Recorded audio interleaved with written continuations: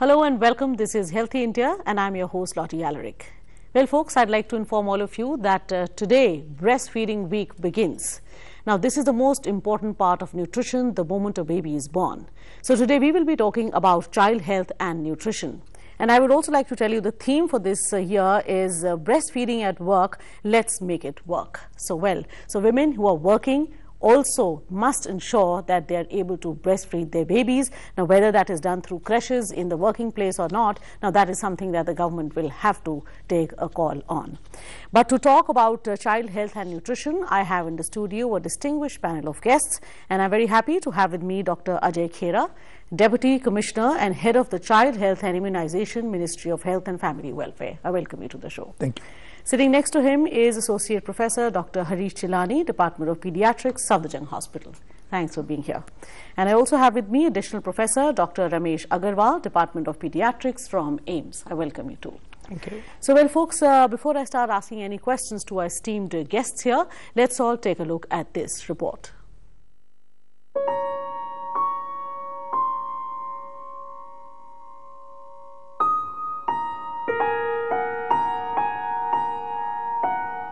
Malnutrition is a general term for a medical condition caused by an improper or insufficient diet. It most often refers to undernutrition resulting from inadequate consumption, poor absorption, or excessive loss of nutrients.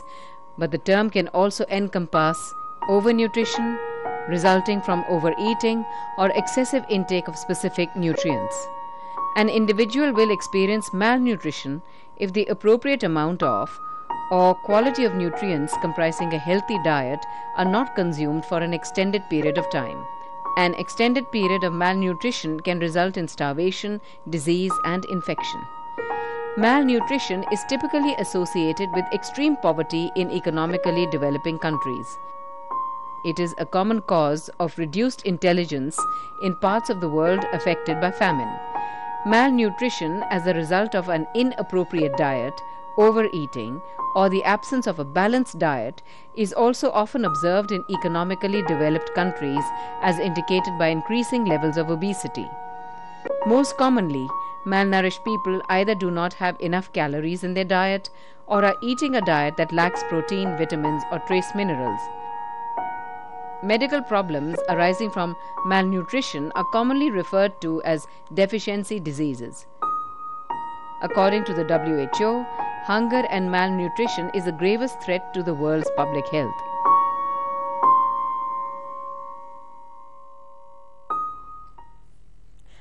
So, folks, before we try and understand what malnutrition really is, I would like to start with you, Dr. Khera, that as I said, that breastfeeding is one of the most significant factors for a baby once it is born. And this week's theme being that breastfeeding and work, let's make it work. So, let's just talk about this first as to, you are targeting the working woman this time. Does that mean so? You know, absolutely, because breastfeeding is, very, very important intervention when we talk about undernutrition. Right. And it has been seen that the mothers, who are not breastfeeding their children, they become underweight. Right. And even their resistance also goes down. Okay. And it is not only that the breastfeeding prevents unnecessary mortality, it also, strengthens the immune system of the child. Baby, right. So that means, breastfeeding is really, really very important intervention in terms of improving the health of the children. And beside that, improving the IQ of the children. And also, if you look at in the long term, the breastfeeding also impacts in terms of reducing fertility. Like, one and gets, can kind of, prolong, the menstruation gets prolonged. And then it is also act like a family planning method. Right. And then it has also been seen that the breastfeeding also prevents even the cancer of cervix, cancer of uterus. So that means breastfeeding is supposed to be one of the very, very critical intervention. And that's why the government of India keeps promoting breastfeeding. And as you know, that the World Health Organization has every year during the first week of August has been declared as the breastfeeding week. That's all right. over the world actually. And this time the theme which has been kept is the breastfeeding and work. And the special emphasis has been given for the working woman. That's right. And within that, there are a lot of kind of interventions which have been talked about, which talks about the maternity benefit, Yes. which talks about, providing some kind of, crutches, which also talks about, making the mother can, go intermittently to That's breastfeed right. their children. Right. So there are a lot of kind of, protective kind of a systems which have been put in place with the ultimate objective of improving breastfeeding. Right.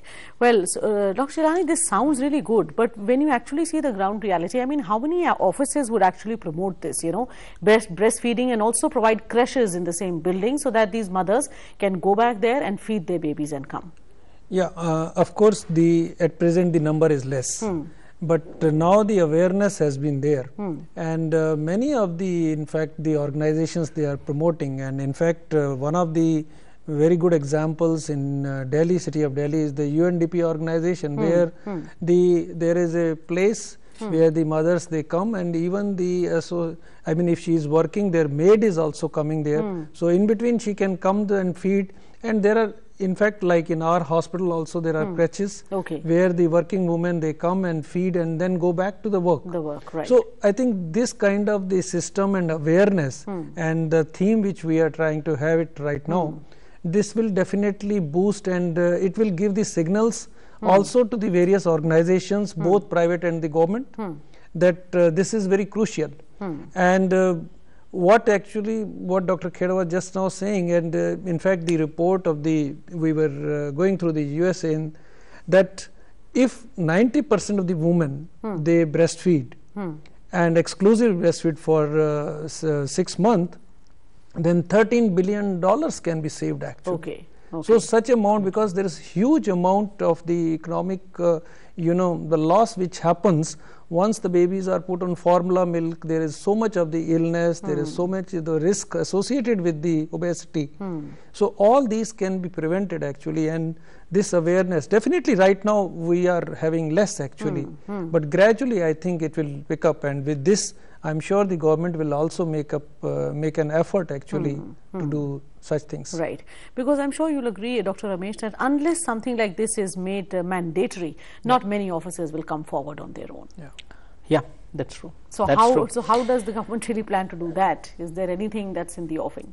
I think the government has a role to play, but the organization also can do voluntarily. There is no need for government to bring legislation. Right. So as a society, if we agree that this is an intervention which is beneficial for our children, for our population, for our generation, so I think people can come forward and they can do. It's not that it requires huge amount of cost. Actually, it's just being aware of it and acting, creating an atmosphere wherein the moms can feed their babies. And I'm quite sure government is doing its own part, but everyone has to join hands. Everyone has to join hands, yes. So is there anything that's going to come, maybe, can we expect anything soon, Dr. Kheda? A lot of things are already happening. I will like to give you a few of the examples. Like in India, we used to have around 40% institution delivery. Now, as on today, because of the National Health Mission program of the Government of India, our institution delivery rate has moved from 40% to 80%. So that's great. So that means now the mothers are delivering in a health setting, in a hospital setting, and where we are trying to promote breastfeeding. And it is not only just making people aware, somebody has to counsel at that point of time. True. That's why the Government of India, under the National Health Mission program, putting up a dedicated manpower, dedicated counselors, and even the available manpower, they are being trained, they are being kind of capacitated to do a counseling, because breastfeeding doesn't happen on its own. True. Somebody has to help it out. So there has been a lot of investment in terms of dedicated counselor, dedicated counseling, and this is a great opportunity. And even I would like to share with you some of those important data sets that the early initiation of, because breastfeeding encompasses early initiation. That means you have to initiate breastfeeding within 1 hour of the birth. True. And there are a lot of taboos also around it. And there's something called as the colostrum, which is the first milk, First 2 days, yes. first 1 hour. So that yellow milk has to be given, colostrum has to be given to a child. and it has been found that it has contains a lot of immunoglobulin. So it's a kind, I will call it a, it's like, you know, very, very healthy diet, you know. And then it also encompasses, beside early initiation, it also talks about the exclusive breastfeeding. Exclusive breastfeeding for 6 months, and that means even not water. Even so not that water, is the exclusive yes. breastfeeding. Right. So that plays the kind of, you know, and we used to have exclusive breastfeeding rates of around, let's say, 30-40%. And now the recent data which has come up, which says that we have moved to 65-70% exclusive breastfeeding. And I think that has been possible because now mothers are coming to deliver in a hospital where there is a dedicated counseling, and then, you know, people change their behavior, and once they start doing it and they enjoy it, and it becomes a part of their life. So there are efforts in that direction. But beside that, another thing which we are going to start very soon is, which is called as the baby friendly health initiative. Okay. Okay. That means, you know, all the hospital in the country will be declared as baby friendly, and there are going to be some set criteria. Okay. That, you know, you need to follow these 10 golden rules. That, you know, these are the people who are available. Everybody need to be trained at least for 72 hours on the art of counseling. So there are no kind of a golden principles, and you will find something will come very soon, and then the hospital will start declaring themselves as a baby friendly hospital. Hospitals, right. So they will get some kind of a logo, and then people can feel confident that this is a place where breastfeeding is promoted. And then the third important point which I would like to mention here is, there's something called as the IMS Act. Okay. That is the Infant Milk Substitute Act. This is a very, very big act which is already available, and where, you know, the promotion of bottle feeding, promotion of, you know, breastfeeding substitutes, it is banned. So you will not find doctors, I mean, promoting it, Right. or even the chemist shops, they are not allowed to promote. So I think that would also Yeah, go along. that will with- also work That's on that, right. yeah. Absolutely. Well, so those seem to be really good interventions that Dr. Khera is just talking about. So we'll just have to wait and watch as to when these are materialized. Well, folks, time for us to slip into a very short break. But when we come back, you too can be a part of this forum. All you'll have to do is pick up your phone and call us at 1800115314 and 23035420. Today we will be taking questions only related to child health and nutrition. So do remember that. Don't go away, as we'll all see you on the other side. Welcome back. You're watching Healthy India, and today we are talking about child health and nutrition. So if there's a question in your mind that you would want an answer to, then just call us on 1800115314 and 23035420. And do remember to lower down the volume of your TV set before you call us. Now, coming to you, Dr. Chirani, it's very good to talk about breastfeeding, and many people would even know about it. But sometimes the other members of the family may not agree with this, and the mother-in-law, she just might turn around and say that please put this baby on formula milk as soon as you can. Yeah, does that happen? Rightly said, actually. That's why we say that the counseling for the breastfeeding, and this should start right from the antenatal period, when the mother is coming for the checkup, because at that time the family members, the husband and the mother-in-law, who are actually the decision maker behind her, and they also should be counseled about the benefits of the breastfeeding. So this we have also seen in the practice, that once the mother starts feeding, because she is motivated, but there are some forces which are working, and they said, okay, you can give one feed because tomorrow you have to work. Now right. this one feed actually makes the damage, because it is the suckling which initiates the milk production, that for the next feed. Now at a time when you give the bottle milk or the formula milk, actually, so that you are not stimulating the milk formation, so that will suppress the next formation. And simultaneously we are exposing the baby to infections, all kind of ear infections and all those things.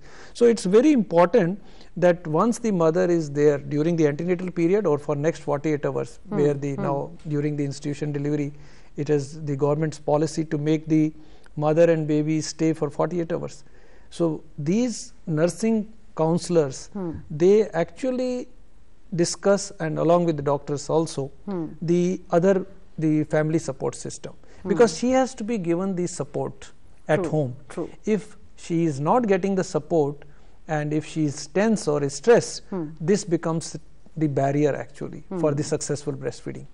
So that healthy environment has to be there, and one has to educate the all the members of the family in that regard. Right. Now, Dr. Ramesh, I'm sure you must be coming across those women also who think that if they keep breastfeeding the babies, then they will not be able to shed that extra weight which they have gained during pregnancy. Now, is this true, or is it opposite to what they think? It's actually the other way around, and there are enough amount of evidence which says that the extra weight that you gain during pregnancy, you can, perhaps I can exaggerate it and say that that's perhaps the only way to shed the that extra weight.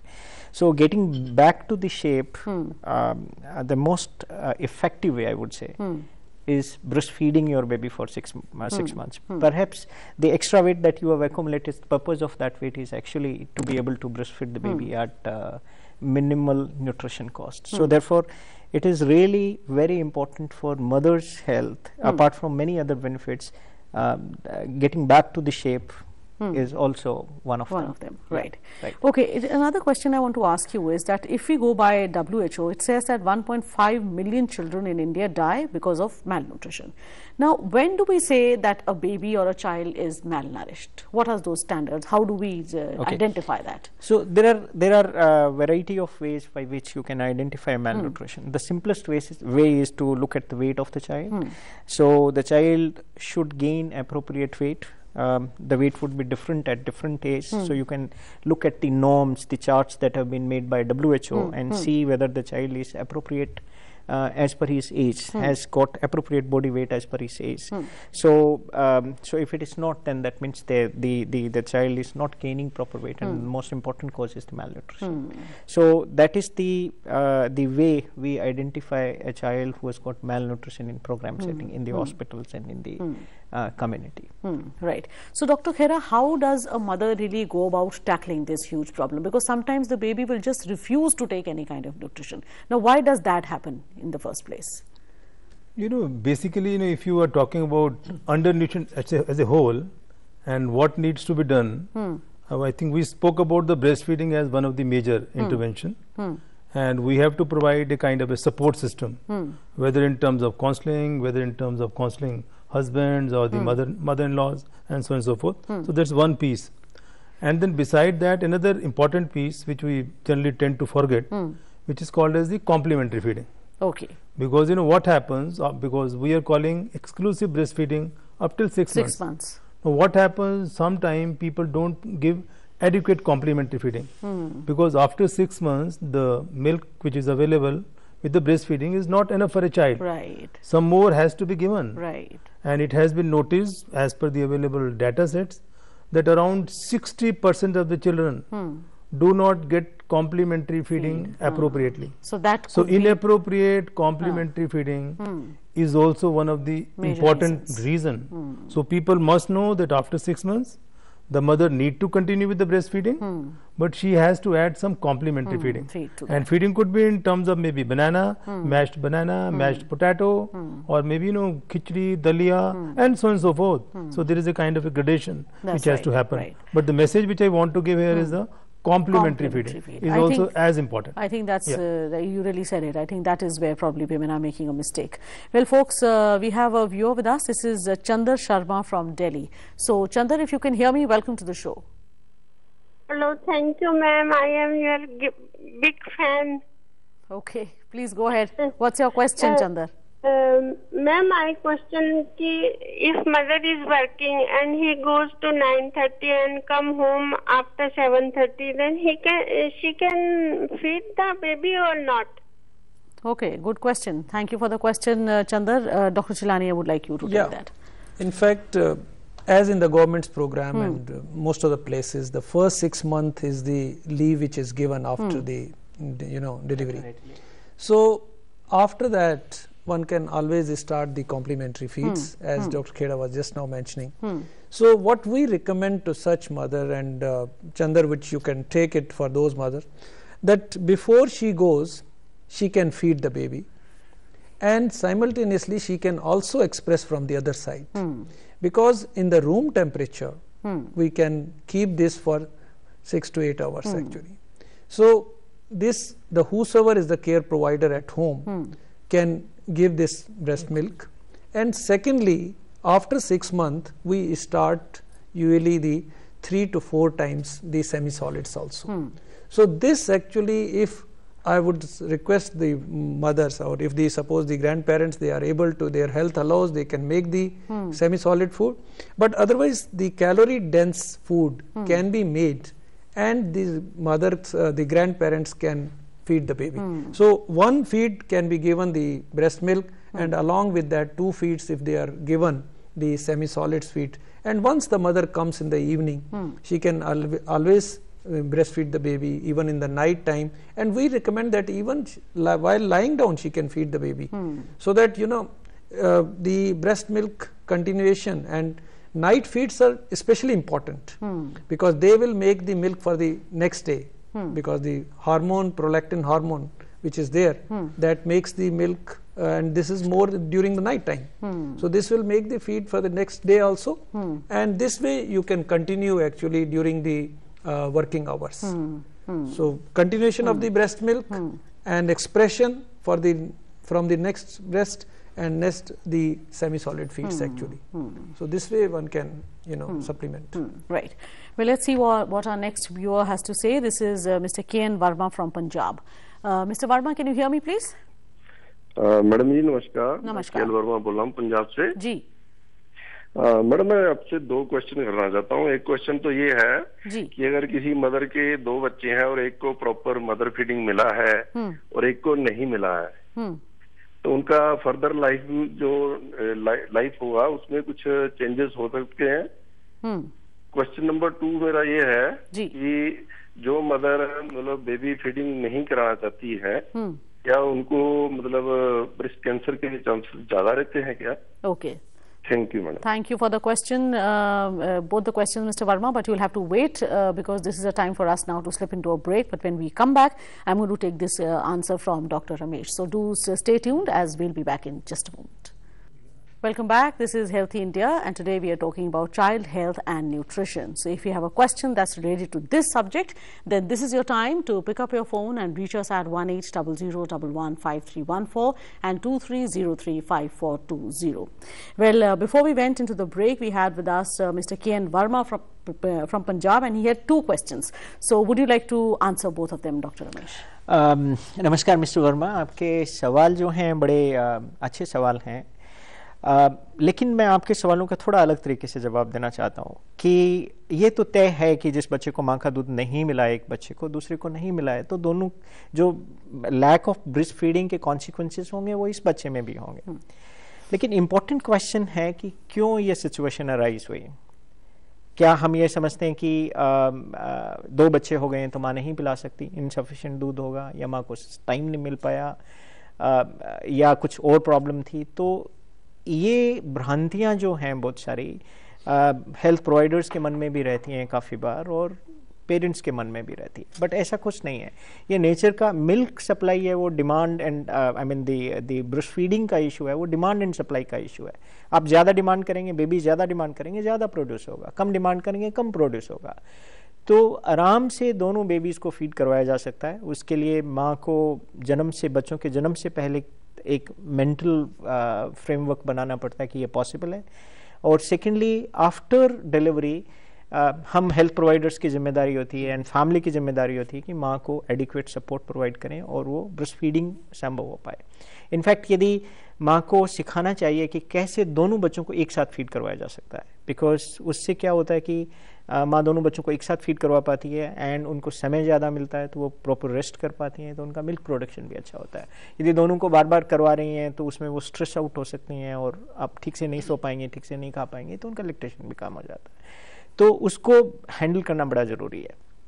दूसरा सवाल आपका breast cancer का था। निश्चित तौर पे जो mother's breast feeding करती हैं उनमें ब्रेस्ट कैंसर के चांसेस कम होते हैं compare to the mothers who do not breast feed the baby. ये एक वेल प्रूवन फैक्ट है। Right. Well, there's another viewer waiting. This is Pratima Pal from West Bengal. So, Pratima, are you there with me? Yes, I am. Okay. So, welcome to the show. What's your question, Pratima? What is the side effects of lactate long term, for long term? Lactate granules? No, I have not been able to understand. Please say that again. I take lactate granules from my after my childbirth. What is the side effect of that? lactate granules. Please tell the doctor, please. What did you say? Granules. Lactonic granules. I'm Lactonic granules. You'll have to be clearer than that, Pratima. Nobody has been able to understand. Has anyone been able to? No. So last chance. Yes. For what she received? Pregnant tablet or lactonic granules I take for breast. I think For she's lactation. talking about Lactate different capsule. galactagogues. Okay. So Pratima, tell us whether you are saying that consuming certain drugs for improving lactation. Are you talking about that? Well, she's not there. be, So yeah. well, Okay. we can just assume. So sometimes, I mean, different preparations, allopathic, Ayurvedic, homeopathic, many drugs are given to promote lactation. But actually the role of these galactagogues, as we call them, is very minimal. The most important thing is, as Dr. Khera said, is to initiate breastfeeding on time, breastfeeding the baby on demand. That means when you feed the baby whenever the baby demands. It could be every half an hour, it could be every 2 hours. And not giving anything other than breast milk for initial 6 months, and feeding the baby during night time also. I think these are the most important thing that you need to take care. And of course the mother has to be relaxed, taking proper nutrition, taking proper sleep.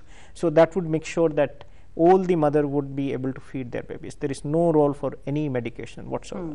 Right. In fact, very good studies are available where they said that if you counsel the mother well during the first 48 to 72 hours and during the antenatal period, that is much more beneficial than these medications. Of course, these are the, as Dr. Mesh was saying, the tablet Perinom or Lactare capsules are available in the market. Psychologically, mother feels that, you know, if she will take, then now there will be a good lactation. But she has to be mentally relaxed, and somebody should counsel that the feeding is important, breastfeeding. Right. Well, we have another viewer all the way from Assam. This is Bapati Acharya. So, Bapati, I hope I'm pronouncing your name correct. And if yes, then what's your question?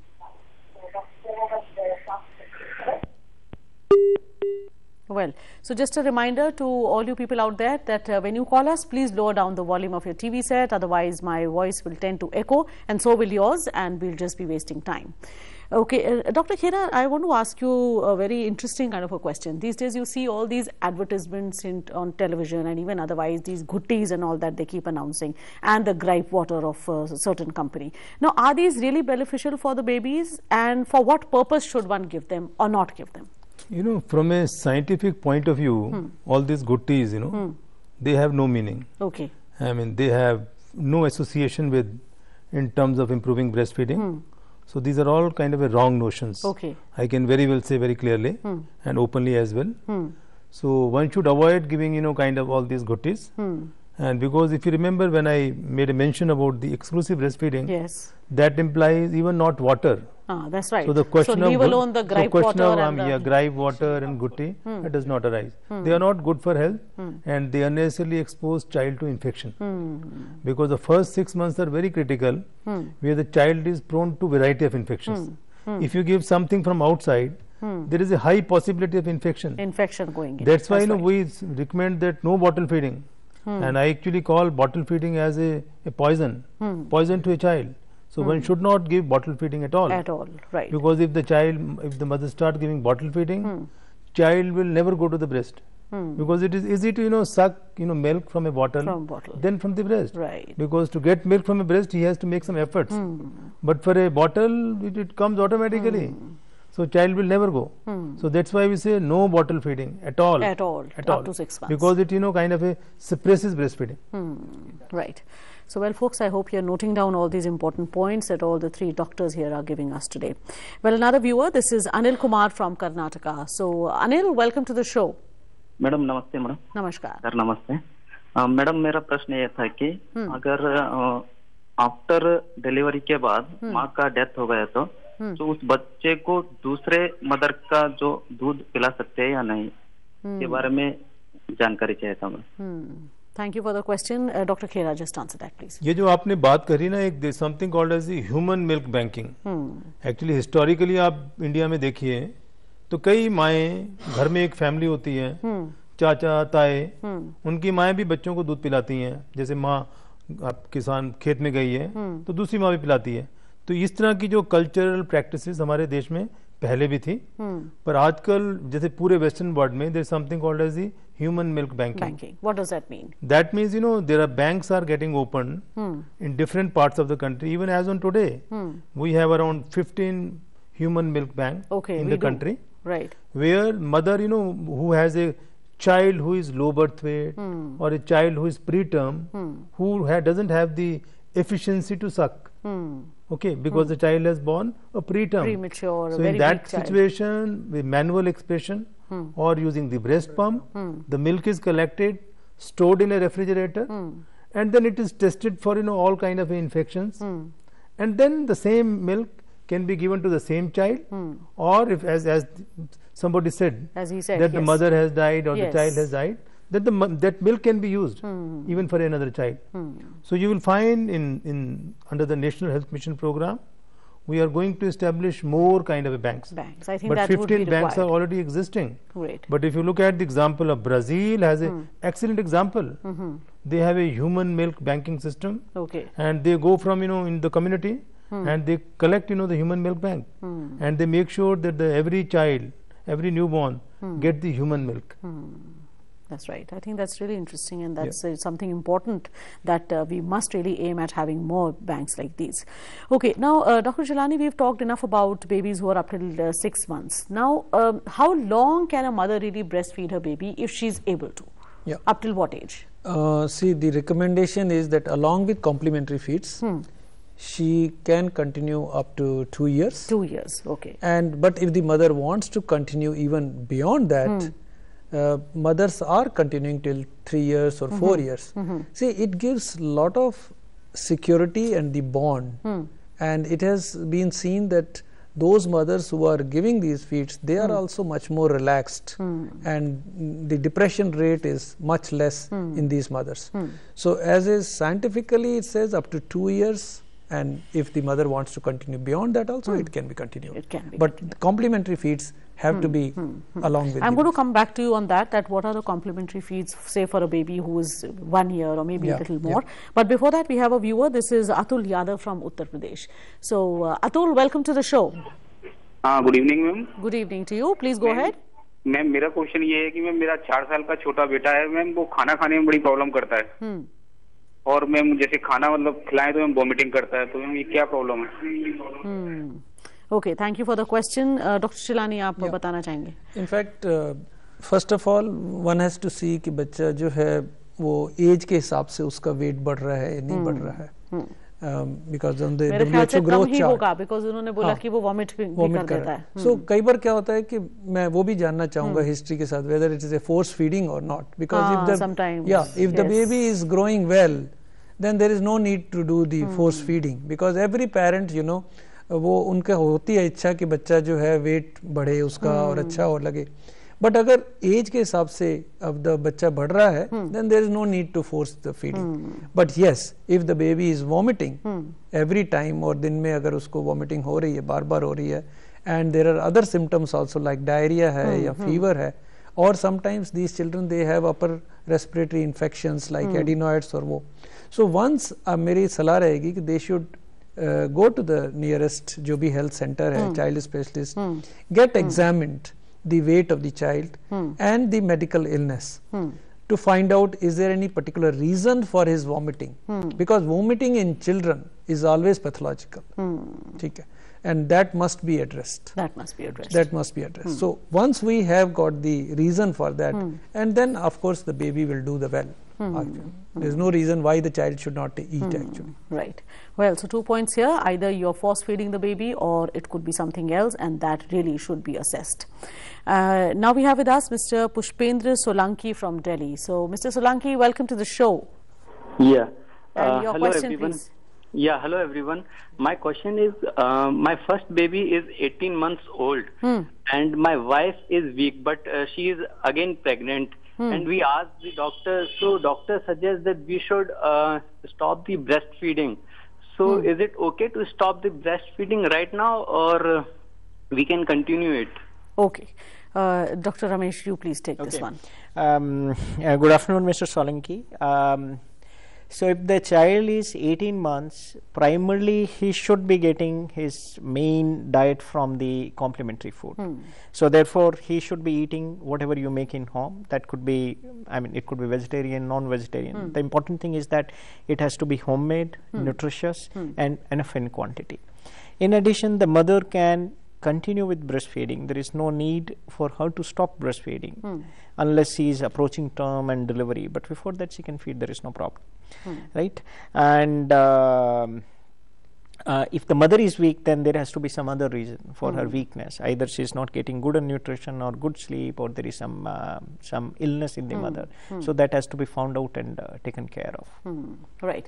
Okay. So we were talking of these complementary feeds. So say once the child is 1 hour or 1 year or approaching 1 year or maybe a little above that, then what are the food items that should be given to this child? So I think the wrong notion that generally people have is that there are certain exotic food that the child should be given, right?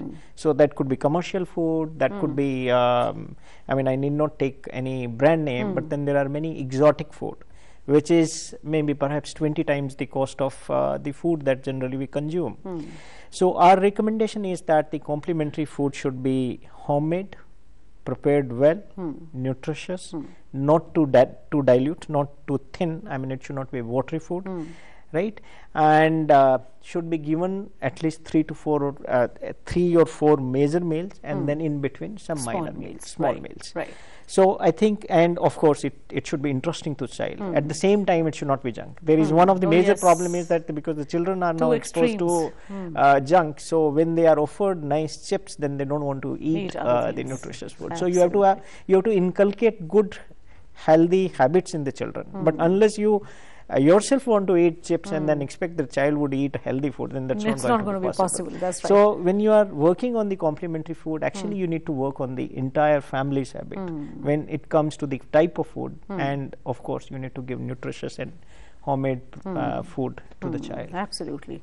Well, I think that's very well answered. Well, folks, time for us to slip into the last break of the program, but we are coming back very soon, so keep your questions ready and call us at 1800115314 and 23035420. So come back quickly, as we are all going to see you on the other side. Welcome back to Healthy India. Today we are talking about child health and nutrition. Well, my next question is to you, Dr. Khera. Now, there's these days, kinds of milk galore in the market. There's a full cream and a toned and a double toned and what have you. And then of course in those Tetra packs also. Now sometimes parents could be spoiled for choice and also confused completely as to what is the milk that they must give to their children after they turn 6 months. So what is the doctor's order here? Basically, because we were talking about the complementary feeding, that means beyond 6 months, child has to be given some kind of a top feed.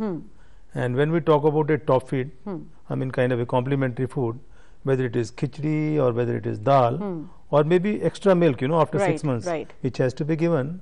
So the important message I want to give to all the viewers is that don't add, don't dilute milk. Don't dilute, because that's another common practice. It's a very, very common notion in the minds of the people that because this child is so small, child will not be able to digest the, kind of a full cream milk. Yes. So it has to be diluted. And I've seen, many parents who give, maybe half a glass milk, and they'll put 2 glasses of water. And ultimately what happens, because the child's stomach is so small, absolutely. After all the stomach has a capacity. So if in a capacity you put 20 ml milk and 80 ml water, so he will get calorie of 20 ml only. Correct. But he will feel full. He won't accept more. So the important message is no for dilution of milk. But in terms of types of milk, as you said, one can give kind of a full cream milk, because child needs high calorie, energy dense food. And if you give a kind of a milk which has the full cream, it has more of calories. So you might have to give smaller amount and the child gets more calories. But if you get double toned, this kind of food, then you will have to give more milk to get that much calories. That's right. That's right. So that's something that should be kept in mind. So this is the kind of the broad understanding of the concept. True. Now, Dr. Chilani, these days people also say that an egg a day for a child can be a miraculous food. Now, is that so, and how important do you think is giving eggs to children? Egg, basically, if one sees the biological value of the egg, this is the, like they take it as a gold standard, because it is it contains every protein and a good amount of fat and easy digestibility. So in that way, I think there is no harm in giving. And once we, even when we start the semi-solid food also, then also we say start with the yellow portion of the egg, because white is the is the protein. So I mean, somebody may have the protein allergy. So start with the yellow, and then you can build it up and giving the white also. So I think one egg should be given to a child, and of course, but it should receive the total amount of calories. It should have the proper mixture of the 50 to 60% of the carbohydrate, then another 20% of the fat, and rest is the protein. So, and roughage also, and good amount of water, balanced diet. So when we say complementary foods are to be given, they have to be started and equal amount of all these protein, carbohydrate, and making it calorie dense. So that's what is the concept. Right. Now, Dr. Ramesh, these days in the market, I don't know about India, maybe we are getting them here too, but at least abroad I've seen, and even Indian parents, you know, buying these little purees off the shelf and trying to force feed their children who actually are just not interested in that.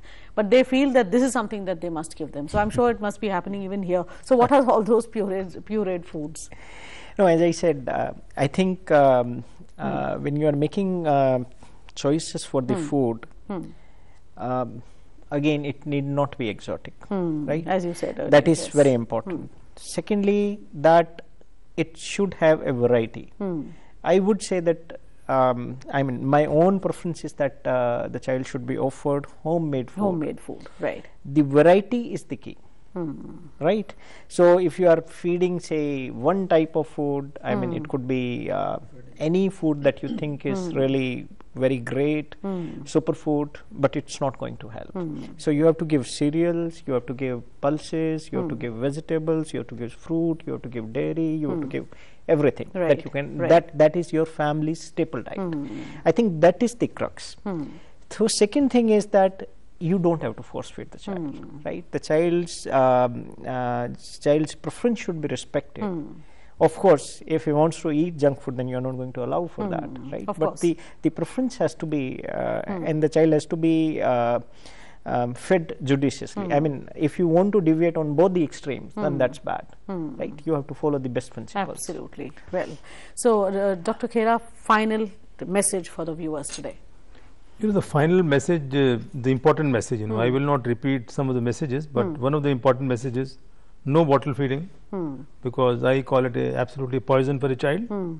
And second important message is, which I have seen, is the no dilution of milk. That is also one of the common observation.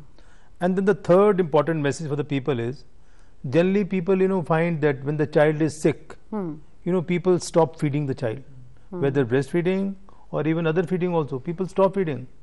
So during the episode of illness, child should be continued to feed. So these are the three important messages. If they keep in mind, their child will never become undernourished, at least.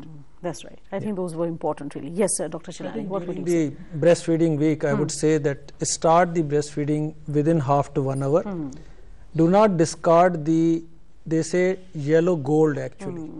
In fact, that works as a first immunization, and it contains a lot of anti-infective and nutritious thing. And if we start early, sustaining the exclusive breastfeeding till 6 month rate goes up. And second message I would say that initiating the complementary feeding, which should be calorie dense, and breastfeeding should be continued up to 2 years of age. If possible, yes, Dr. Ramesh. So apart from the exclusive breastfeeding for 6 months, that means only breast milk, nothing else. The complementary food should be started, which should be nutritious, homemade, and need not be exotic or I mean a costly item from the market. That's right. Well, I think those were really important points that came up today, and I'd like to say thank you to three of you for coming today and for clearing so many myths, and also for giving the right kind of education for the people. So thank you so much. Thank you. And well, folks, for you, I would like to say that please write in to us and tell us as to what more we could do for you on Healthy India. Any kind of feedback is welcome, positive or negative. So I'll be waiting. You write to me on this address. FB 116, Lok Sabha Television, Parliament Library Building, Parliament House, New Delhi 110001. Email healthlstv@gmail.com and our toll-free number is 1800115314. And in the end, I would only like to say that as breastfeeding week begins from today, so for the first 6 months, you need not give anything to the baby except breast milk, not even water, as 3 of the doctors kept here saying. And after that, all the complementary feed that has to be given, please see to it that it is calorie dense and it is something that is cooked in your own kitchen. No exotic foods are really required, no formulas from outside are really required, because all that you eat is good enough for the baby. And all these advertisements that you see on TV or anywhere else regarding the gripe waters or the guttis or what have you, they are just useless and you really don't have to give them to your babies. And see to it that the baby gets a variety of food. As Dr. Ramesh said, probably mothers have to go and learn cooking tips from others to see that their children are able to eat everything that is there, and do not dilute that milk, and please give full cream milk if you can to your children. They can digest it. And Dr. Khera said that even if your child is sick, please see to it that he or she is fed, because that is one thing that's going to see that the child will be healthy. So don't stop feeding your babies under any circumstances, and take care of your baby's hygiene and everything, and I'm sure everything will be sorted. Well, so that's all I have for you this evening. Next week, we'll be taking up some other health issue on Healthy India. Till then, this is Lottie Allery saying goodbye, and do breastfeed your babies.